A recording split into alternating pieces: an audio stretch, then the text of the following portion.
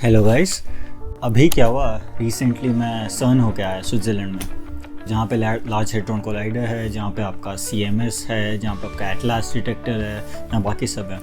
Shorts वगैरह आपने देखी होगी, चैनल में अपलोड हो रखी हैं। वहाँ पे ना मैंने एक चीज़ बहुत ज़्यादा नोटिस करी कि कितनी सारी चीज़ें जो हैं जो रिसर्च करियर्स से निकल के बनी हैं। फॉर एग्ज़ाम्पल मैंने वहाँ पे मेन चीज़ देखी, इंटेल की चिप्स जो काफ़ी सारी थी, इनिशियल वाली स्टार्टिंग वाली जो इंटेल और IBM की चिप्स थी, जिनसे कंप्यूटर्स का डेवलपमेंट हुआ है एक्चुअली में, वो कैसे डेवलप हुई वहाँ पे सर्न में, जो कि रिसर्च फैसिलिटी है वहाँ पर। बाकी सब जो मैं देखा एप्पल कंप्यूटर्स का, तो उसने जो अपनी कंपनी बनाई थी दूसरी वाली नेक्स्ट करके, वो उसने वहाँ बनाई थी सर्न में। वहाँ जाके उसने बाकी डेवलपमेंट हुआ। वहाँ पर एक दुनिया का पहला पोर्टेबल मैक रखा होता है, जो लोग आप लोग मैकबुक्स वगैरह लेके जाते हो ना, ये फॉर एग्जांपल। ये सब इतना पतला कैसे डेवलप हुआ, ये सब वहाँ से डेवलप हुआ है। इतना मोटा था बट वो सब ऐसे से डेवलप हुआ है। तो जो सब है सब रिसर्च करियर से डेवलप हुआ है। फॉर एग्जांपल आपकी जो हार्ड डिस्क है, वहाँ पे इतनी मोटी मोटी हार्ड डिस्क रखी हुई थी, इतनी बड़ी बड़ी सारी की सारी। अभी जो इतना पतला SSD वगैरह लेके घूमते हो, सब के सब उधर डेवलप हुआ है। और बाकी सब देखा जाए, अभी वहाँ पे एंटी मैटर रिसर्च हो रही है। अभी वो बाकी सब चीज़ों के बारे में, प्रोटॉन्स को कोलाइड करवा रहे हैं यहाँ पे। This is why it's called large hadron collider. वो लोग प्रोटॉन्स को कोलाइड करवाते हैं और उसके बाद उनके पार्टिकल्स को डिटेक्ट करते हैं कि कौन से पार्टिकल्स आए हैं साथ में। आपकी जो वर्चुअल मशीन्स हैं, जिसको काफ़ी लोग यूज़ करते होंगे, वर्चुअल बॉक्स करके होता है कि जो बेसिकली एक कंप्यूटर के अंदर आप लोग दूसरा ऑपरेटिंग सिस्टम डाल सकते हो। जैसे काफ़ी लोग क्या करते हैं, विंडोज़ के अंदर लिनक्स डाल देते हैं, या फिर वो सब काफ़ी साइंस में जो लोग काम करते होंगे, जो लोग कंप्यूटेशनल वर्क करते होंगे, वो लोग वर्चुअल मशीन से बहुत वाकिफ़ होंगे, उनको सब पता होगा वर्चुअल मशीन्स कैसे काम करती हैं। वो सब वहाँ डेवलप हुआ, उसका प्रोटोकॉल पूरा का पूरा वहाँ पे पेज में लिखा हुआ था उधर। तो जिस ओरिजिनल पेज में वर्चुअल मशीन का प्रोटोकॉल था, वो वहाँ पे डिस्प्ले में रखा हुआ है। एवरीडे चीज़ें जो हम लोग यूज़ करते हैं ना, वो सब कुछ उधर ऐसे रिसर्च फैसिलिटीज़ में डेवलप हो रखी हैं। काफ़ी नई चीज़ें आई हैं अभी, जैसे ग्लो प्लांट्स करके एक स्टार्टअप खुला है। तो वो क्या कर रहे हैं कि वो प्लांट्स में लूसिफरेन एंजाइम होता है, जो कि फायरफ्लाइज में पाया जाता है। फायरफ्लाइज जो चमकती है ना, तो फायरफ्लाइज उस एंजाइम की वजह से चमकती है, तो वो लूसिफरेन की वजह से चमकती है। तो उसकी वजह से क्या होता है कि जब भी वो प्रोटीन आता है किसी भी ऑर्गेनिज्म में, और जब भी एक्सप्रेस करता है, वो ग्लो करता है। तो उन्होंने क्या किया, उस प्रोटीन को लिया, उसको प्लांट्स में डाल दिया। तो ग्लो प्लांट्स करके उनका प्रॉपर स्टार्टअप है। 10-15 पाउंड के वो लोग अपने प्लांट्स वगैरह बेचते हैं, विच इज़ नॉट बैड। उन सब के उसमें वो लोग अपना उन्होंने स्टार्ट किया, वो भी साइंस से स्टार्ट हुआ है। क्रिस्पर वगैरह, काफ़ी कैंसर मेडिसिन, फार्मास्यूटिकल्स, कितनी सारी चीज़ें, जो चीज़ें साइंस रिसर्च से शुरू हुई हैं, जो चीज़ें इंस्टीट्यूट से शुरू हुई हैं, instead of being a random startup or like being someone who just decided to start a startup, that's it. So काफ़ी सारी चीज़ें हैं जिनमें रिसर्च बहुत क्रूशियल है। काफ़ी कंपनीज़ में क्या है, अभी उनका डेडिकेटेड R&D सेक्शन होता है, रिसर्च एंड डेवलपमेंट सेक्शन होता है। उसमें क्या होता है कि वो लोग उसमें कुछ नहीं करते, उसमें सिर्फ साइंटिस्ट्स होते हैं जो लोग सिर्फ फोकस करते हैं अपने प्रोडक्ट्स डेवलप करने में। फॉर एग्जांपल आपका हो गया कि एप्पल हो गया, हर कोई जानता है एप्पल को। तो एप्पल क्या करता है, अपनी नई चिप्स डेवलप करता है। उसका A17 हो गया, A18 हो गया। मैकबुक्स के केस में देखा जाए तो मैकबुक्स में M1, M2, M3, M4 किसी को तो डेवलप करना है। M4 के बाद क्या चेंज करेंगे कि M5 आएगा, क्या चेंज करेंगे कि वो एक्चुअली में बढ़ेगा, वो कैसे पता करेंगे, वो रिसर्च से होता है। तो एप्पल के अपने डेडिकेटेड R&D सेक्शन है, जिसमें रिसर्चर्स होते हैं सारे के सारे, जो लोग काम करते हैं इसमें डेडिकेटेडली, उनको वो प्रॉपरली उसमें काम करते हैं कि ताकि वो लोग नई चीज़ डेवलप कर सकें, वो उसका फर्दर एडवांस कर सकें फील्ड को।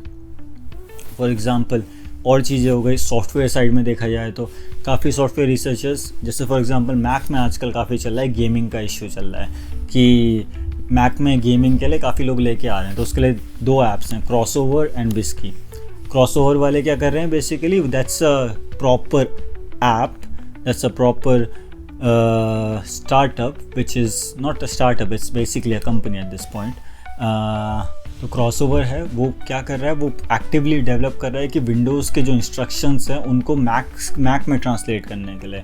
तो ये एक्चुअल रिसर्च हो रही है एक्टिवली पूरे टाइम के लिए। तो इन सब चीज़ों में रिसर्च की ज़रूरत होती है। काफ़ी लोग डेटा साइंटिस्ट वगैरह लेते हैं, तो इसलिए क्या हो रहा है, रिसर्च फील्ड्स बहुत ऊपर जा रहे हैं। रिसर्च साइंटिस्ट वगैरह इन सब की वैल्यू और डिमांड उनकी बहुत ज़्यादा बढ़ रही है अभी रिसेंट ईयर्स में, क्योंकि देखो रोबोटिक्स वगैरह में सब कुछ हो रहा है अब, तो मैनुअल काम वगैरह सब रोबोट्स कर सकते हैं। पहली बार जब फोर्ड ने अपनी असेंबली लाइन निकाली थी तो उस टाइम में काफ़ी लोगों की जॉब चली गई थी। तो उस वजह से क्यों हुआ था, क्योंकि अब और किसी की ज़रूरत ही नहीं है, अब उसको पूरी कार को मैन्युफैक्चर क्या एक मशीन कर दे, रोबोट कर दे। वैसे ही अब ये AI के आते हुए और चीज़ें भी हो रही हैं, बट डिमांड किसकी बढ़ रही है? साइंटिस्ट की, those who can think.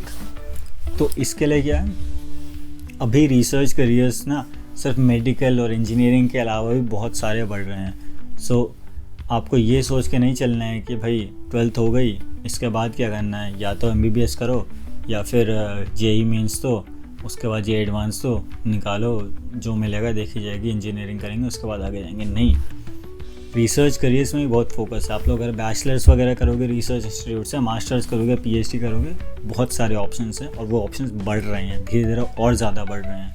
Actually engineers वगैरह की कम अब सैलरी हो रही है कंपेयर टू जैसे PhDs और रिसर्च ग्रेजुएट्स हैं। एसेंशियली फील्ड्स के बारे में, कौन कौन से फील्ड्स में क्या क्या निकल रहे हैं। So let's start with physics, क्योंकि बहुत कॉमन है, हर कोई फिज़िक्स के लिए करता है। मेरे को इतने सारे क्वेश्चन आते हैं फिज़िक्स को लेके। किस्मत अच्छी है कि मेरी फिज़िक्स माइनर थी तो मुझे थोड़ा बहुत पता है, थोड़ा बहुत I know my stuff about physics, that's it. तो फिज़िक्स में क्या होता है कि फॉर एग्ज़ाम्पल यहाँ पे टेस्को क्या होता है, एक सुपरमार्केट चेन है जो कि बहुत फेमस है UK में, और बाकी सारी चीज़ें भी हैं, बाकी सारी सुपरमार्केट चेन्स हैं। अब इनको क्या करना पड़ता है, इनको काफ़ी सारा डेटा मैनेज करते हैं कि कितनी चीज़ें कितने प्राइस में सोल्ड हो रही हैं, बाकी जगह प्राइस क्या है, कंपेयर इनका कितना हो रहा है, और इनके कस्टमर्स कितने आ रहे हैं, इनके कौन से स्टोर में कितनी सेल्स हो रही हैं। ये सब मैनेज करने के लिए नॉर्मल नहीं होता है, इन सब के लिए प्रॉपर लोग रहते हैं, उनको बोलते हैं डेटा साइंटिस्ट। तो काफ़ी लोग ना, मैंने खुद देखा है, मेरे खुद के जान पहचान वाले काफ़ी जो PhDs हैं वो लोग डेटा साइंटिस्ट लगे टेस्को में। फिज़िक्स में PhD करी है, कंप्यूटर साइंस में PhD करी है, now they are managing a grocery chain. So कोई ऐसी लिमिटेशन नहीं है तुम कौन से फील्ड में जा सकते हो, तुम कहाँ कर सकते हो, as long as you have transferable skills, कि तुमने यहाँ पे डेटा से काम किया है, तुमने यहाँ पे भी डेटा से काम किया है, इट विल बी फाइन। मेरा दूसरा दोस्त है कोई जो ऑप्टिक्स में काम कर रहा है, उसका लेंसेज वगैरह में काम रहता है, उसका माइक्रोस्कोप में काम रहता है, उसका क्या है डायरेक्टली वो इसके बाद सीधा के सीधा जाएगा माइक्रोस्कोप कंपनी में। माइक्रोस्कोप्स वगैरह जैसी आप थोड़ी अगर बायोसाइंसेस में हो तो बायोसाइंसेस में अगर थोड़ी ज़्यादा रिसर्च करोगे तो आपके पास अलग टाइप के माइक्रोस्कोप्स, आपके पास कॉन्फोकल माइक्रोस्कोप्स आते हैं। जो निकॉन कंपनी है, निकॉन जो कैमराज बनाती है वो माइक्रोस्कोप भी बनाती है पूरे के पूरे।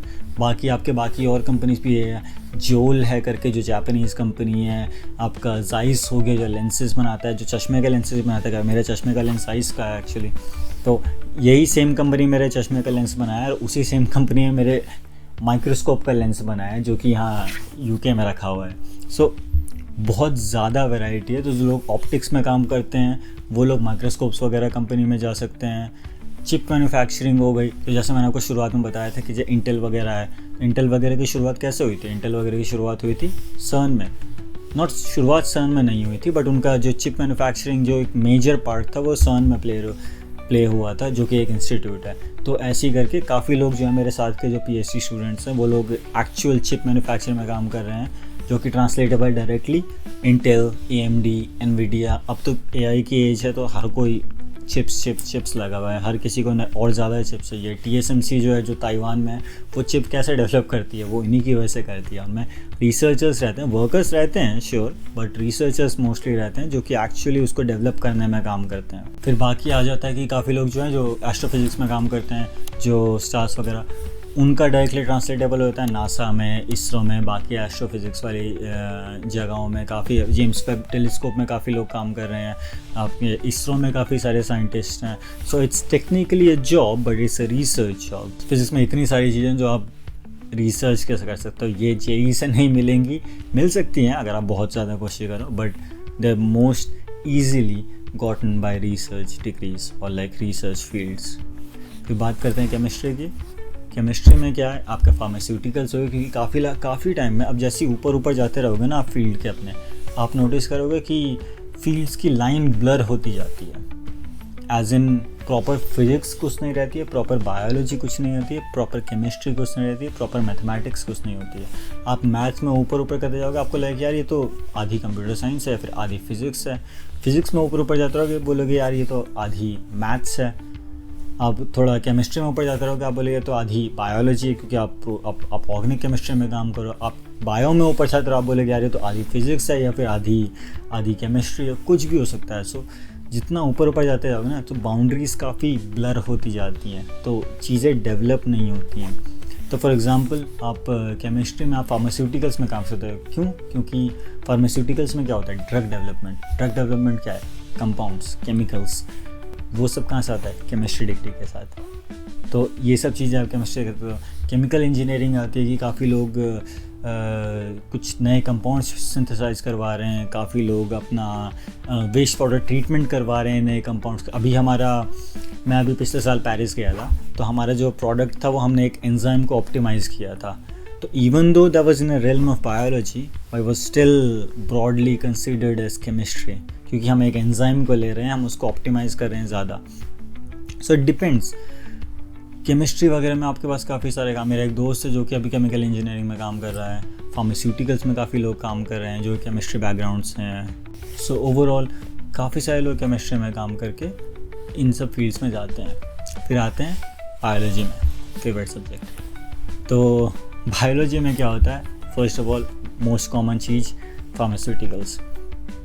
केमिस्ट्री वाले तो करते ही हैं, उनको सर्च करना, उनको टेस्ट करना उन कंपाउंड्स को, आपको एक्चुअल उन कंपाउंड्स को चेक करना कि वो असली में जो उन्होंने बनाया है वो एक्चुअली में कहीं पे यूज़ हो रहा है नहीं हो रहा, उसका सेम इफेक्ट हो रहा है नहीं हो रहा। वो चीज़ कैसे टेस्ट करोगे? वो लोग बायोलॉजिस्ट ही टेस्ट करेंगे ना, ऑफकोर्स। सो काफ़ी कंपनीज के, जैसे रॉश हो गई, आपकी एस्ट्राजेनेका हो गई, आपकी जेनेंटेक हो गई, ये सब एकदम टॉप टियर कंपनीज़ हैं फॉर बायोलॉजी, फार्मास्यूटिकल्स रिसर्च के लिए। तो इन सब चीज़ों में क्या होता है? इन सब चीज़ों में हर कोई चेक करता है कि भाई ड्रग्स कितने एफिशिएंट है काम करने के लिए और इनका कितना इफ़ेक्टिवनेस है, ये सब चीज़ें काम करती हैं। फार्मास्यूटिकल डेवलपमेंट में बायोलॉजिस्ट का काफ़ी बड़ा हाथ होता है कि if you are a biologist and you are working on drug development और anything, you might probably go into a company और समथिंग जो कि कम्प्लीटली डिफरेंट है MBBS से और बाकी सब चीज़ों से। बाकी दूसरे जो काफ़ी लोग करते हैं वो है मेडिकल डिवाइस डेवलपमेंट, जो एक्चुअली आपके, फॉर एग्जांपल जैसे काफ़ी लोगों का पेस मेकर लगाया था, वो कैसे डेवलप हुआ? वो कई बार बायोफिजिसिस्ट करते हैं। बायोफिजिसिस्ट मतलब जो लोग काफ़ी इन बिटवीन है बायोलॉजी एंड फिज़िक्स के, जो किसी ने कभी स्टार्टिंग में बायोलॉजी करी हुई वो बाद में फिज़िक्स में मूव कर गया, फिर किसी ने स्टार्टिंग में बायो फिज़िक्स करी होगी वो बाद में बायोलॉजी में मूव कर गया। सो ऐसे बायोफिजिसिस्ट वगैरह काफ़ी, जो जिनको कैड वगैरह आता है, वो सब चीज़ें आती हैं, वो लोग काफ़ी मेडिकल डिवाइस डेवलप करते हैं। आपके रेस्पिरेटर्स हो गए, ये सब चीज़ें, वो सारे बायोलॉजिस्ट होते हैं। इन सब चीज़ों में जा सकते हो। ये सब डेवलप करने के लिए प्रॉपर कंपनीज़ हैं जो सेटअप हो रही है, जिनका सिर्फ काम है कि वो ये सब डेवलप करें बस और सेल करें, क्योंकि कहीं से तो आना चाहिए ना। हॉस्पिटल में देखते हो सिरिंजेस डेवलप हो रही है, कहाँ से आ रही हैं सिरिंजेस? जो नई टाइप की कोई कुछ चीज़ आ गई, वो कहाँ से आई? वो सब उधर ही से तो आई है। वो सब सारे PhDs, सारे रिसर्च बेस्ड मास्टर्स, इन सब ने बैठ के बनाई है पूरे के पूरे। वो प्रॉपर एक्चुअल काम हो रखा है। आगे चीज़ आते हैं सर्विस बेस्ड आती हैं कि फॉर एग्जांपल बायो में सीक्वेंसिंग की बहुत सही होती है। अगर आपने कभी रिसर्च करी है बायो में, आपने कभी लैब में काम किया है, बैक्टीरियल लैब में काम किया, तो मोस्टली आपको सीक्वेंस वगैरह करवाना पड़ेगा, कोई जीनोम सीक्वेंस करवाना पड़ेगा। वो लोग कौन करता है? वो लोग भी कंपनीज़ करती हैं। तो उसके लिए डेडिकेटेड लोग बैठे रहते हैं वहाँ पे, इनका कुछ और काम नहीं है, वो सिर्फ और सिर्फ सीक्वेंस करते हैं दूसरों ने जो भेजा रहता है।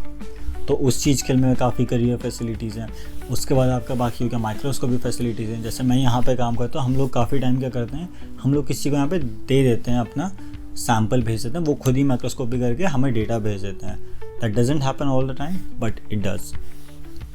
तो बेसिकली काफ़ी लोग वहाँ पे भी तो कोई काम कर रहे हैं, तो माइक्रोस्कोप के लिए फैसिलिटीज़। अब जैसे मेरा क्रायोएम का भी काम है, तो cryo electron microscopy which is basically a microscope but instead of light we pour electron beams on it. We pour electron beams on a sample and we can just test it. तो जो हमारे पास क्या होता है, इसकी वजह से जो लाइट की जो लिमिटेशंस है ना, कि वो उस वेवलेंथ से नीचे नहीं जा सकती, वो हम लोग इलेक्ट्रॉन से पार कर देते हैं। तो हमारे पास 2 नैनोमीटर्स की क्लैरिटी आ जाती है। हमारे पास 2 नैनोमीटर्स की तक के हम सैम्पल्स देख सकते हैं, जो बहुत क्लियर है, बहुत ज़्यादा क्लियर होते हैं। तो इलेक्ट्रॉन माइक्रोस्कोपी का काफ़ी वो चल रहा है, बाकी NMR वगैरह होती है। तो ऐसी काफ़ी सारी चीज़ें जो आप लोग सिर्फ रिसर्च वगैरह, काफ़ी सारे फील्ड्स हैं जो आप सिर्फ रिसर्च से जा सकते हो, आप नॉर्मली नहीं जा सकते अगर आप MBBS या जैसे JEE करके जाओगे तो। सो बहुत सारी चीज़ें हैं। अब आ जाते हैं अगली चीज़, मैथमेटिक्स या कंप्यूटर साइंस में। मैं दोनों को मिक्सेस लेकर हूँ क्योंकि इसेंशियली काफ़ी लोग जो मैथमेटिक्स करते होते हैं वो कंप्यूटर साइंस भी करते हैं, जो कंप्यूटर साइंस करते होते हैं मैथमेटिक्स भी करते होते हैं, क्योंकि चाहिए होता है। मैंने कंप्यूटर साइंस करने की कोशिश करी है, बिना मैथमेटिक्स के नहीं हुआ, तो मुझे मैथमेटिक्स लर्न करनी पड़ी। जब मैथमेटिक्स वाले, कंप्यूटर साइंस वाले काफ़ी टाइम क्या करते हैं, वो लोग डेटा साइंस वगैरह में चाहते हैं। जैसे शुरुआत में कहा था फिज़िक्स के लिए डेटा साइंटिस्ट वगैरह, तो वो लोग काफ़ी इसमें जा सकते हैं। वो मैथमेटिक्स एंड फिज़िक्स के क्रॉसओवर में काम कर सकते हैं, जो एकदम कंप्यूटेशनल रहते हैं, जो लोग जो एकदम प्रॉपर थ्योरेटिकल फिजिसिस्ट होते हैं, वो लोग बहुत बार मैथमेटिशियंस होते हैं। काफ़ी लोग आजकल काफ़ी AI और LLM की हाइप बढ़ रखी है, तो उसकी वजह से क्या होता है, हर कोई इसको डेवलप करना चाहता है। इन चीज़ों में मैथमेटिशियंस का बहुत फ़ायदा है। क्यों? क्योंकि जब भी आप ये सब डेवलप करोगे, आपको companies like OpenAI, Google, Apple, ये सब जो हैं, ये सब साइंटिस्ट हायर कर रही हैं इन सब चीज़ों के लिए, ताकि वो अपने खुद के लार्ज लैंग्वेज मॉडल्स डेवलप कर सकें, ताकि हर कोई उनको यूज़ कर सके। तो मैंने आपको तो बता दिया कि भाई क्या क्या ऑप्शंस हैं आपके पास, क्या क्या कर सकते हो, क्यों रिसर्च फोकस्ड करियर्स ही आपका फ्यूचर है, क्यों इनमें ही मेन इंटरेस्टिंग चीज़ें भरी हुई हैं। बाकी काफ़ी लोग होते हैं जिनको मेडिकल और इंजीनियरिंग नहीं करनी है, मुझे नहीं करनी थी, मैंने बस नाम के लिए एग्ज़ाम दिया था। बट ऑप्शंस क्या हैं, काफ़ी लोगों को ऑप्शंस नहीं पता, तो बस मुझे आपको ये बताना था कि आपके पास हैं बहुत सारे ऑप्शंस है, बहुत इंटरेस्टिंग ऑप्शंस है। इतनी सारी चीज़ें आप लोग कर सकते हो ना रिसर्च डिग्रीज से, या फिर PhD करके या पोस्ट डॉक करके फॉर एग्जांपल, कि आपने सोचा नहीं होता। और वो चीज़ें और बढ़ रही हैं आगे आगे जाके। जितना ज़्यादा आप लोग आगे देखिए, जितना ज़्यादा ह्यूमैनिटी आगे प्रोग्रेस कर रही है, उतना ज़्यादा रिसर्च डिग्रीज़ की डिमांड हो रही है, उतनी ज़्यादा लोग पूछ रहे हैं कि भाई कैसे इस चीज़ को डेवलप किया जाए। डेवलपमेंट के लिए साइंटिस्ट का दिमाग चाहिए। तो शॉर्ट टर्म बाकी सब देखा जाए, आपने वीडियो देख ली, अब आपको है कि आप बहुत मोटिवेटेड हो रिसर्च डिग्रीज करने के लिए, क्या किया जाए? मेन चीज़ इंटर्नशिप्स करो। इंटर्नशिप से क्या होता है, ये चीज़ मैंने अपने इंटर्नशिप कोर्स वालों को भी कही है, ये चीज़ मैं नॉर्मली भी कहता हूँ, जो भी मेरे से कोई भी पूछता है, ये चीज़ मैं आप लोगों को भी बोल रहा हूँ कि इंटर्नशिप्स करने से मेन चीज़ क्या होती है, आप लोग फील्ड्स ट्राई कर सकते हो, अलग अलग फील्ड्स ट्राई कर सकते हो, फिर आप गेस कर सकते हो कि आपको जो चीज़ पसंद है, जो चीज़ नहीं पसंद है। तो आप एक एक्टिव डिसीजन ले सकते हो कि भाई अगर आपको ये चीज़ पसंद नहीं है तो नहीं पसंद है, बस ख़त्म, I move on to the next one. फिर ये चीज़ पसंद नहीं है तो I move on to the next one. So you can say that हाँ मुझे ये चीज़ पसंद नहीं है, that's why I am moving on to the other one, I don't like this one. So main चीज़ क्या होता है रिसर्च वगैरह कि आपको खुद के डिसीजन में एक कॉन्फिडेंस आता है कि हाँ I am choosing this path, I am choosing this field of research and I like it. दूसरी बात क्या है कि सिंस आप इंटर्नशिप्स करोगे ना काफ़ी सारे, तो आपका बैकग्राउंड बनता जाएगा, आपका CV भरता जाएगा, और उस वजह से क्या होता है जब आप फाइनली PhD के लिए या फिर बाद में और किसी फील्ड के अप्लाई करोगे, तो they look at your CV, they B like हाँ इसने एक्चुअल में लैब में काम किया है, इसे हवा में नहीं बोल रहा है हमारे सामने। तो इन सब चीज़ों में काम आता है, इन सब चीज़ों में वो लोग देखेंगे कि हाँ he knows what is doing और she knows what she is doing, और उसके बाद हम लोग आगे देखेंगे। तो अब अगर आप रिसर्च लैब्स में हो ऑलरेडी, तो आपको क्या करना चाहिए, learn skills, learn techniques, learn equipments. Microscope या फॉर एग्जांपल देखो, सीखो माइक्रोस्कोप कैसे काम करता है। कोई नई टेक्निक है, फॉर एग्जांपल एलाइज़ा हो गया, बायो के केस में एलाइज़ा हो गया, आपके बाकी कोई स्क्रीनिंग टेक्निक्स है, वो सब सीखो, पता करो कैसे होता है, स्किल्स सीखो जो कि ट्रांसफरेबल हो सके। फिजिक्स वगैरह में तो डेटा मैनेजमेंट सीखो, डेटा एनालिसिस सीखो, पाइथन वगैरह सीखो, लैंग्वेजेस सीखो एक्चुअली हाथ में। उसकी वजह से क्या होगा कि अगर आपको कहीं पे ये सब चीज़ें यूज़ करनी पड़ेंगी ना, जो कि आपकी फील्ड से डायरेक्टली रिलेटेड नहीं भी है, तो भी the employer will be like हाँ इस बंदे को आता है, because he is done this similar thing over in this research, so मैं ट्रस्ट कर सकता हूँ कि हाँ ये डायरेक्टली ट्रांसलेटेबल होगा इस साइड में। तो आपको ट्रांसलेटेबल चीज़ें, ट्रांसलेटेबल मतलब जो कि एक फील्ड से दूसरी जगह में ट्रांसलेट हो सके, इन सब चीज़ों में फोकस करना है। एज सून एज आपकी ये सब चीज़ें मास्टर हो जाएं, तो आपको पता चलेगा रिसर्च करियर्स बहुत फास्ट हैं, बहुत ज़्यादा चीज़ें हैं जो आप रिसर्च में कर सकते हो, apart from academia, apart from doing a post doc, apart from being a professor, बहुत सारी चीज़ें हैं। Apart from being like a doctor, apart from being an engineer, बहुत सारी चीज़ें जो आप आराम से कर सकते हो, कोई दिक्कत नहीं है। बहुत सारी चीज़ें जो आप लोग कर सकते हो, तो इन सब चीज़ों को बात ध्यान में रखना। And I see you next time. Also sun so nice today.